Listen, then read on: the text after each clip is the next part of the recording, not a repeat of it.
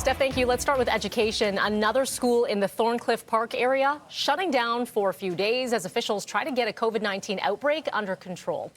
We're speaking of Mark Garneau Collegiate Institute. This is on Overley Boulevard. It's going to be closed until December 18th after at least 14 students tested positive. The school was set to start asymptomatic testing tomorrow, but that's going to be rescheduled. TDSB spokesperson Ryan Bird says students will learn online while Toronto Public Health investigates.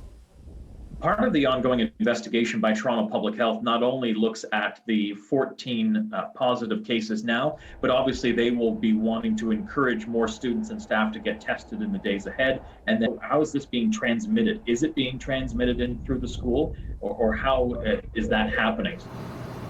This is the third TDSB school to shut down following an outbreak. Public Health closed Thorncliffe Park Public School and neighboring Fraser Mustard Early Learning Academy after several students became infected with the virus.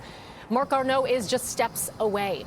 Thorncliffe is supposed to reopen tomorrow, but that closure could still be extended.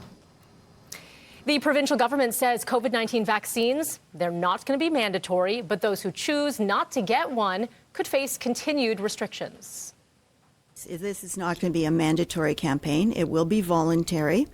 There may be some restrictions that may be placed on people that don't have vaccines for travel purposes, to be able to go to theaters and other places.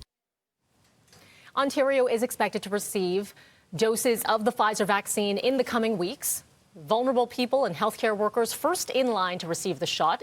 Premier Ford says that he is confident that the province is prepared for the vaccines after touring a research facility at the University Health Network, equipped to store doses below minus 70 degrees Celsius.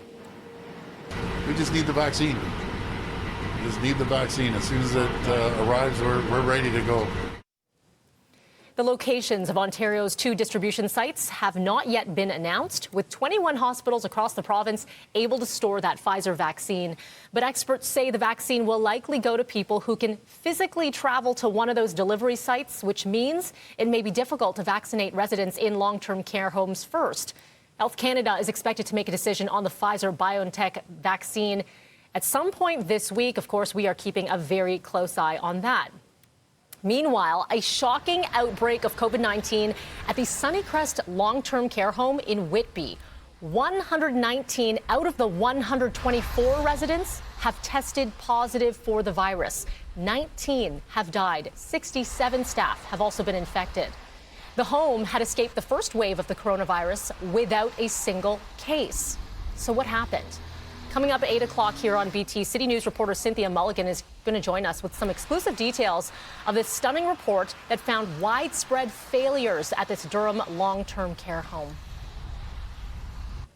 Let's get to our streets now. A woman is dead following a suspected hit and run that happened in Mississauga.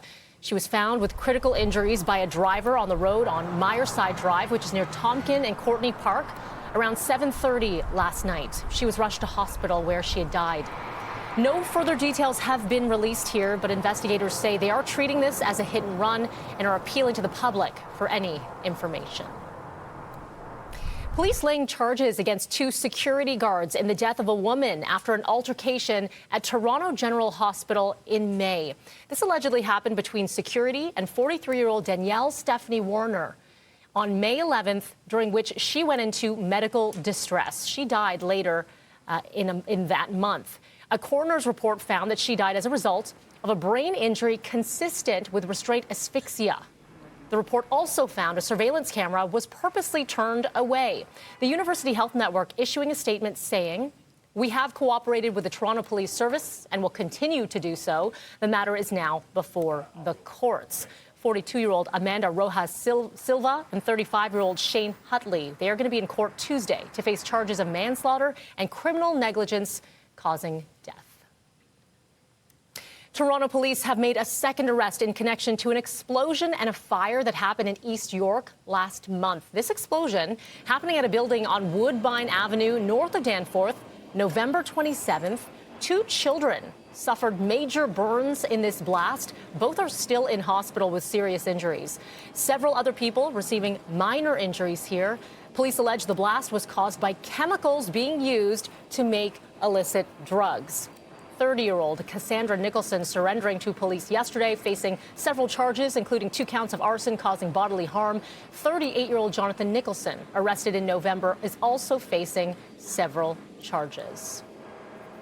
All right, a lot to discuss here on the show. Coming up next in business, Air Canada cutting some service for now to parts of Atlantic Canada. We're going to break that all down with Mike Apple.